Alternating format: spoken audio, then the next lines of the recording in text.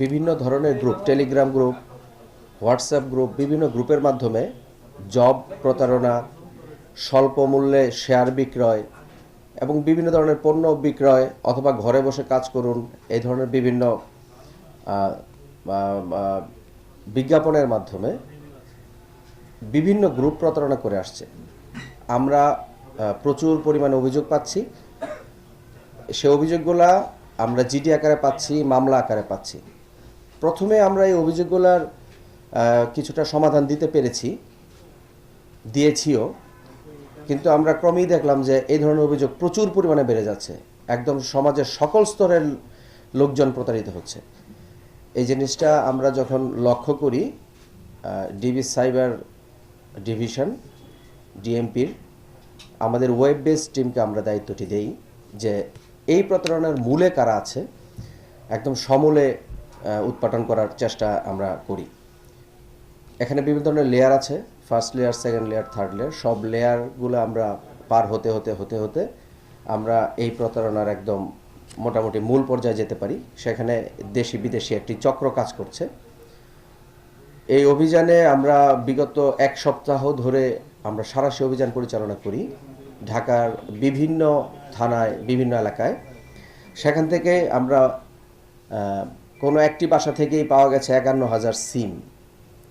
বাংলাদেশে ব্যবহৃত বিভিন্ন মোবাইল কোম্পানির সিম 51,000। টোটাল আমরা 51,251টি সিম উদ্ধার করি। আমরা 21টি ভিওআইপি জিএসএম গেটওয়ে, এটা একটা মেশিন যেটার মধ্যে অনেকগুলো সিম ইনসার্ট করা থাকে। এর মাধ্যমে সার্বক্ষণিকই ক্রিপ্টোকারেন্সির মাধ্যমে আমাদের এই টাকাগুলা প্রতারণা হচ্ছে। আমাদের সাধারণ মানুষ এই এই এই মেশিনটির মাধ্যমেই আসলে প্রতারিত হচ্ছে। যত টাকা প্রতারিত হচ্ছে সে সব টাকাগুলো এই মেশিনটার মাধ্যমে, ক্রিপ্টোকারেন্সির মাধ্যমে দেশের বাইরে চলে যাচ্ছে। এই অপারেশন আমরা এক সপ্তাহ ধরে করে আসছি। আমরা এখনও অপারেশনের মধ্যেই আছি। আজকেও আমাদের একটি অপারেশন হওয়ার সম্ভাবনা রয়েছে।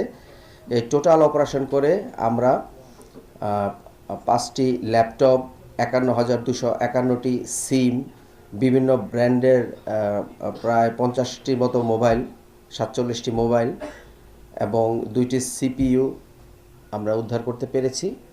এবং দেশি বিদেশি আমরা 8 জন নাগরিককে গ্রেফতার করেছি। আমাদের এই অপারেশন অব্যাহত থাকবে।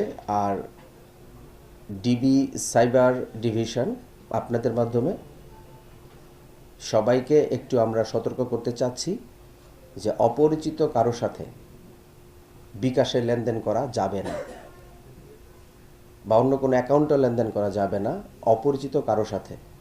এমনকি প্রলোভন দেখিয়ে কারো অ্যাকাউন্ট ব্যবহার করেও এই প্রতারক চক্র বিভিন্নভাবে তাদের প্রতারণার কাজ চালিয়ে যাচ্ছে। অনেকে বুঝে না বুঝেও সেই অ্যাকাউন্ট তাদেরকে ব্যবহার করতে দিচ্ছে এবং বিভিন্ন ধরনের আইনি জটিলতার সম্মুখীন হচ্ছেন।